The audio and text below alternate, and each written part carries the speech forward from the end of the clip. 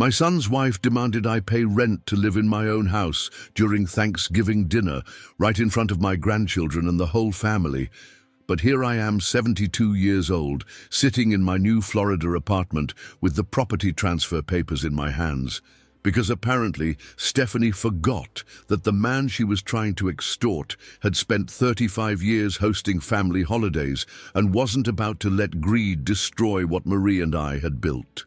The irony isn't lost on me that Marcus and Stephanie are now facing eviction from the house they thought they could charge me rent for, while my 3 grandchildren are the legal owners of a property worth $400,000. Last Thursday was supposed to be our family's 36th annual Thanksgiving celebration, a tradition Marie started when Marcus was just 13 years old. I'd spent 3 days preparing the turkey the way Marie taught me, setting up the dining room with her good china and arranging the family photos on the mantel exactly how she used to do it. Emma, Tyler, and Sophie had been looking forward to the holiday for weeks, calling to ask if I needed help with anything and excitedly discussing their favorite dishes. For 35 years, our Thanksgiving table had been a place of gratitude, family stories, and the kind of warmth that made everyone feel welcome and loved. If you've ever been humiliated in your own home by someone who forgot that respect isn't negotiable just because you're family, then settle in close, because this old veteran's got a story that'll make your blood boil and your heart sing at the same time. What Stephanie didn't understand is that when you spend 72 years learning about dignity, honor, and protecting the people you love, you don't just roll over when someone tries to turn your generosity into their business opportunity. The moment that changed everything came right after we'd said grace and started passing the mashed potatoes. Stephanie, who'd been unusually quiet during the blessing, suddenly cleared her throat and announced that she and Marcus had been discussing the household finances and had decided that I needed to start contributing more to the family's expenses. "Vernon," she said, with the kind of fake sweetness that barely disguised her greed, "you've been living here rent-free for too long, and we think it's time you started paying your fair share. We're thinking $800 a month should cover your portion of the utilities and maintenance. $800 a month. To live in the house I built with my own hands. The house where Marie and I raised Marcus, where she died in our bedroom 3 years ago, where I'd been graciously allowing my son and his family to live while they got back on their feet after Marcus lost his job 18 months ago. The house that was still in my name, that I'd never transferred ownership of, that I'd been paying property taxes on while supporting a family of 5 on my veterans' pension and retirement savings. If you believe that people who try to exploit elderly family members should learn hard lessons about property ownership and estate planning, go ahead and subscribe to Grandpa's Diaries, because I've got more stories about entitled relatives discovering that assumption and reality are 2 very different things. And if you want to know what happens when someone tries to charge their benefactor rent in his own home, well, you're about to find out that protecting your grandchildren's future sometimes means teaching their parents about consequences. Marcus wasn't always weak, and that's what made watching him become Stephanie's puppet so heartbreaking. I remember when that boy was 16, standing up to a group of seniors who were bullying his younger classmates, coming home with a split lip but refusing to back down from doing what was right. Marie patched him up while lecturing him about picking his battles more carefully, but I could see the pride shining in her eyes. "That's our son," she whispered to me later. "He's got character." For 30 years, I watched Marcus grow into a man who seemed to understand the difference between right and wrong, between strength and cowardice. When Marcus brought Stephanie home 8 years ago, introducing her as the woman he wanted to marry, Marie and I welcomed her with open hearts and open arms. Stephanie seemed sweet enough during their courtship, always complimentary about Marie's cooking, always interested in our family stories, always promising to take good care of Marcus and give us beautiful grandchildren. She kept that promise about the grandchildren. Emma, Tyler, and Sophie are the lights of my life. But everything else about Stephanie changed once she had the security of marriage and motherhood. Even after Marie died 3 years ago, Marcus remained my closest companion and strongest support. He helped me navigate the funeral arrangements, spent countless evenings just sitting with me while I grieved, and never once made me feel like caring for his aging father was a burden. When I had that minor stroke 18 months ago, Marcus was at the hospital within an hour, holding my hand and promising he'd always be there for me. "Dad," he said that night, "you took care of me my whole life. Now it's my turn to take care of you." The trouble started when Marcus lost his engineering job due to company downsizing. Instead of tightening their budget or looking for creative solutions, Stephanie immediately began pressuring him to ask me for financial help. Not just temporary assistance. She wanted me to restructure my entire living situation to accommodate their financial irresponsibility. When I invited them to move into my house temporarily while Marcus job hunted, I thought I was offering family support during a difficult transition. I had no idea I was bringing a parasite into the home Marie and I had built with love and sacrifice. Watching Marcus cave to Stephanie's demands was like watching a strong tree slowly dying from diseased roots. Every conversation became about money, about what I owed them, about how my presence in my own house was somehow preventing them from achieving financial success.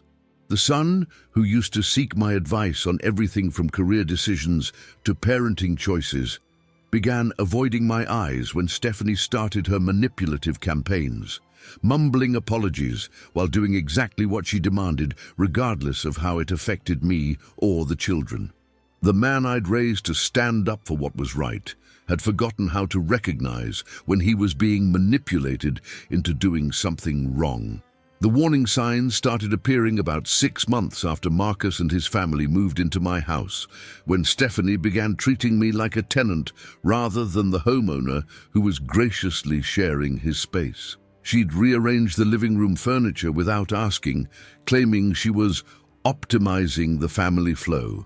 She'd change the thermostat settings and then complain about the utility bills, as if my comfort preferences in my own home were somehow unreasonable expenses. Small violations of courtesy that individually seemed petty, but collectively felt like a systematic campaign to make me feel unwelcome in the house I'd lived in for 38 years.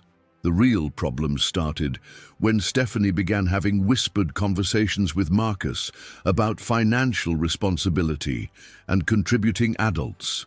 I'd catch fragments of these discussions, words like burden and freeloading and taking advantage, always followed by meaningful looks in my direction.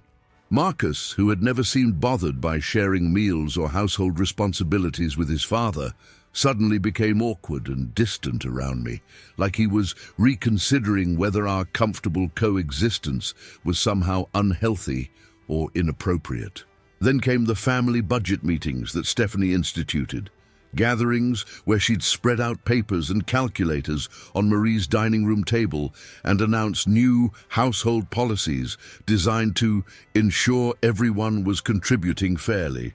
The policies were always about what I could and couldn't do, what expenses I should cover, what areas of the house were now considered family-only zones.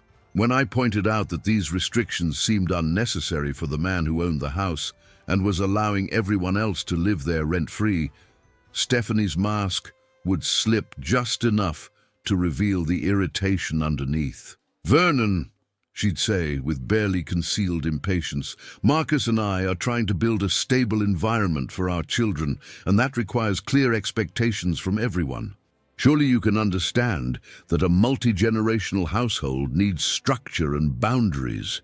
The way she said multi-generational household, like my presence in my own home was some kind of social experiment rather than a father helping his struggling son, should have been a clearer warning than I recognized at the time. The pressure intensified when Stephanie started bringing up comparisons to other families where elderly parents lived in assisted living facilities or senior communities. "Marcus and I were talking," she'd say, "and we think it might be healthier for everyone if you had more social interaction with people your own age. There are some really nice retirement communities in the area that offer activities and medical support." Every conversation became a sales pitch for why I should voluntarily exile myself from the home I'd built, so that Marcus and Stephanie could have complete control of a property they'd contributed nothing toward acquiring or maintaining. When I firmly explained that I was perfectly capable of managing my own social needs and had no intention of leaving my home, Stephanie's suggestions became more pointed and persistent. The woman who'd once complimented Marie's decorating choices began criticizing the house as outdated and not really suitable for a growing family. She discovered that patience and manipulation hadn't worked, so she was moving toward more direct pressure tactics. The moment that shattered our family came during what should have been our most sacred tradition, when Stephanie decided that Thanksgiving dinner was the perfect time to launch her financial ultimatum in front of my grandchildren. We'd just finished saying grace, a prayer I'd led for 35 years, thanking God for family, health, and the blessings of another year together, when Stephanie cleared her throat and announced that she and Marcus had something important to discuss with me about the household situation. "Vernon," she said, her voice carrying the kind of authoritative tone you'd use with a misbehaving teenager, "Marcus and I have been reviewing our family finances, and we've realized that the current arrangement isn't sustainable. You've been living here rent-free while we handle all the household expenses, and frankly, it's not fair to our children." And the audacity of that statement, delivered while she sat at my dining room table, eating food I'd purchased and prepared, surrounded by decorations Marie and I had collected over decades of hosting family holidays. When I pointed out that this was my house, that I'd been paying the property taxes and major maintenance costs, and that I'd invited them to live here temporarily while Marcus found new employment, Stephanie's response was swift and cruel. "Yes, but Marcus and I are the ones actually building a life here, raising children, planning for the future. You're just existing, taking up space that could be better used by people who have decades of life ahead of them." The way she said, "just existing," like my 72 years of life experience, my military service, my decades of hard work, amounted to nothing more than an inconvenient occupation of valuable real estate. Marcus sat there silently, while his wife humiliated his father in front of his own grandchildren, avoiding eye contact and mumbling something about needing to be practical about finances.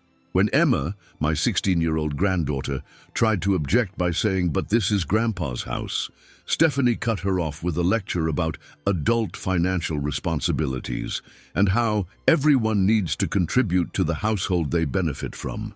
The look of confusion and hurt on Emma's face as she realized her mother was trying to charge her grandfather rent to live in his own home was almost worse than the humiliation I was experiencing. The final blow came when Stephanie announced the specific terms of her extortion: $800 a month for room and board, plus my agreement to respect family decisions about household management and social activities. She'd prepared an actual rental agreement, complete with clauses about quiet hours and common area usage, and my responsibility to contribute to family groceries and utilities. Watching her unfold that document at Marie's Thanksgiving table, in front of children who were learning that their mother thought their grandfather was nothing more than a problematic tenant, crystallized something important for me. This wasn't just greed. This was a calculated attempt to humiliate me into leaving my own home so that Stephanie could claim it without having to wait for my death. She'd decided that I was an obstacle to her plans for the future, and Thanksgiving dinner was her chosen moment to establish dominance and make sure everyone in the family understood who she thought was really in charge. What Stephanie didn't realize was that she'd just made the biggest strategic error of her manipulative life. The rest of that Thanksgiving dinner passed in a silence so thick and uncomfortable that even my youngest granddaughter, Sophie, sensed something terrible had shifted in our family dynamics. I sat there mechanically eating the turkey I'd spent 3 days preparing, watching my grandchildren exchange worried glances while their parents pretended everything was normal, knowing that this would be the last holiday meal I'd ever share with Marcus and Stephanie in the house Marie and I had filled with love for 38 years. After dinner, while Stephanie directed Marcus to start cleaning up, since Vernon would be contributing financially now, I excused myself and went to my workshop in the garage, the same space where I'd taught Marcus woodworking, where I'd built Emma's first dollhouse, where I'd spent countless hours creating furniture and toys for the family that was now treating me like an unwanted boarder. I sat among the tools I'd used to build and maintain this house, surrounded by projects I'd completed for people who apparently saw my contributions as insufficient and made a decision that would change everything. That night, after everyone had gone to bed, I called Attorney Davis and explained my situation. "Mr. McKnight," he said after listening to the whole story, "what your daughter-in-law is proposing isn't just morally wrong. It's potentially legally problematic.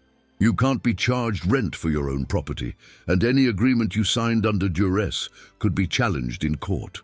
But more importantly, if you're concerned about your grandchildren's future security, we should discuss your estate planning options." The plan that emerged from our conversation was elegantly simple and perfectly legal. Instead of leaving my property to Marcus in my will, where Stephanie would eventually gain control and likely sell it for cash, I would transfer ownership directly to my 3 grandchildren through a trust with strict provisions that prevented their parents from accessing the property's equity until the children reached adulthood. Emma, Tyler, and Sophie would own their grandfather's house, with legal protection ensuring it remained their inheritance regardless of their parents' financial decisions or marriage stability. The beautiful irony of the situation was that while Stephanie was planning to charge me rent for my own home, she was actually living rent-free in a house that would belong to her children, not her husband. Attorney Davis structured the trust so that Marcus and Stephanie could continue living there as guardians of the minor owners, but they couldn't sell, mortgage, or otherwise monetize the property. They'd have a place to live, but no access to the wealth they'd been so eager to extract from me. The hardest part of those final weeks in my family home wasn't packing my belongings or arranging my move to Florida. It was keeping my decision secret while watching Stephanie become more aggressive about her rental demands and Marcus become more pathetic in his inability to stand up to her. Every day brought new household rules and financial expectations, all designed to make me so uncomfortable that I'd either pay up or move out voluntarily. What they didn't know was that I was already planning my exit, but on terms that would protect my grandchildren's future, while teaching their parents an unforgettable lesson about respect and consequences. The morning I signed the property transfer papers in Attorney Davis's office, exactly 2 weeks after Stephanie's Thanksgiving ultimatum, was one of the most emotionally complex moments of my 72 years. On one hand, I felt the deep satisfaction of protecting my grandchildren's inheritance from their parents' financial irresponsibility and greed. On the other hand, I was grieving the end of my relationship with Marcus, the son I'd raised to be honorable who had chosen his wife's manipulation over his father's dignity. The trust documents were works of legal art designed to accomplish multiple goals simultaneously. Emma, Tyler, and Sophie became equal owners of the property immediately, with Attorney Davis serving as trustee until Emma turned 21 and could assume responsibility for her siblings' interests. Marcus and Stephanie could continue living in the house as guardians of the minor owners, but they had no legal authority to sell, mortgage, refinance, or otherwise access the property's equity. Most importantly, the trust included provisions that would transfer guardianship to other family members if the children's current guardians were found to be acting against their financial interests. The day I told my grandchildren about their inheritance was both heartwarming and heartbreaking. I gathered Emma, Tyler, and Sophie in my workshop and explained that Grandpa was giving them something very special, the house where their father had grown up, where they'd created so many memories, where they would always be welcome regardless of what happened with their parents. Emma immediately understood the implications. "Grandpa, this means Mom can't make you pay rent anymore, right?" The wisdom and relief in her 16-year-old voice told me she'd been more aware of the family tension than any child should have to be. Tyler, my practical 14-year-old grandson, asked the question that showed he'd inherited my analytical mind. "Does this mean Mum and Dad can't sell our house to get money?" When I confirmed that the trust protected them from exactly that scenario, I saw understanding dawn in his eyes. Sophie, at 12, was mostly excited about the idea of owning something important, but even she grasped that this gift meant their home was secure in ways it hadn't been before. The conversation with Marcus and Stephanie happened the day before I left for Florida, when I presented them with copies of the trust documents and explained their new living situation. Stephanie's reaction was immediate and volcanic. "You can't do this. This house should belong to Marcus, not the children. They're too young to own property." Her outrage at discovering that she couldn't control or monetize my family's legacy was deeply satisfying, but Marcus's response was more painful to witness. My son looked at the documents with a mixture of shock, hurt, and what might have been relief. "Dad," he said quietly, "I had no idea Stephanie was planning to charge you rent until she brought it up at dinner. I should have stopped her." The admission that he'd known about his wife's scheme but lacked the courage to prevent it was perhaps the saddest part of our final conversation. I'd raised a good man who'd forgotten how to be strong when strength mattered most. 6 months later, I'm sitting on my Florida balcony watching the sunset over the Gulf of Mexico, reading letters from my grandchildren who write to tell me about their lives in the house that now belongs to them. Emma sends photos of her bedroom that she's redecorating with her own money from her part-time job, proud to be making improvements to her own property. Tyler writes about the workshop in the garage, where he's learning woodworking by watching YouTube videos and practicing with the tools I left behind. Sophie describes the garden she's planting in the backyard, excited to grow vegetables in soil that belongs to her. Their letters are filled with the kind of pride and responsibility that comes from ownership, from knowing that their future is secure regardless of their parents' financial decisions. Marcus calls occasionally, usually when Stephanie isn't around, and we have carefully polite conversations where he updates me on the children's schoolwork, and I tell him about my new life in a senior community where everyone appreciates good conversation and nobody expects me to pay rent for the privilege of existing. We don't discuss Stephanie's ongoing resentment about the trust or her failed attempts to find legal loopholes that would give her access to the property's equity, or the marriage counseling they've been attending since she realized that her meal ticket had been transferred to her children. What I've learned in my 6 months of exile is that sometimes the most loving thing you can do for your family is remove yourself from a toxic situation while protecting the innocent people who can't protect themselves. My grandchildren now own a debt-free property worth $400,000, with legal protections ensuring that their inheritance can't be squandered by parents who see their children's future as a solution to their own financial problems. Stephanie can live in that house, but she can't sell it, mortgage it, or treat it as her personal ATM. The retirement community here in Florida is filled with people who have their own stories about entitled adult children and manipulative in-laws, and I've found comfort in sharing experiences with folks who understand that family loyalty is a two-way street that requires respect from both directions. My neighbors appreciate my woodworking skills, my military stories, and my willingness to help with household repairs, and nobody here sees my age as a reason to treat me like a burden or a resource to be exploited. I keep the trust documents in the same folder where I store Marie's will and my important insurance papers. A reminder that protecting the people you love sometimes means making difficult decisions that prioritize their long-term well-being over short-term family harmony.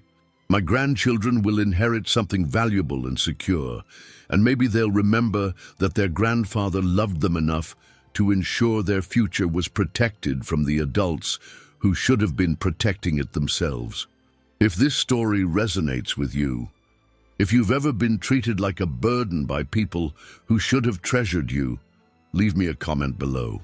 Subscribe to Grandpa's Diaries if you believe that respect is earned, not demanded, and that sometimes the best way to show love is to make sure the right people benefit from your life's work.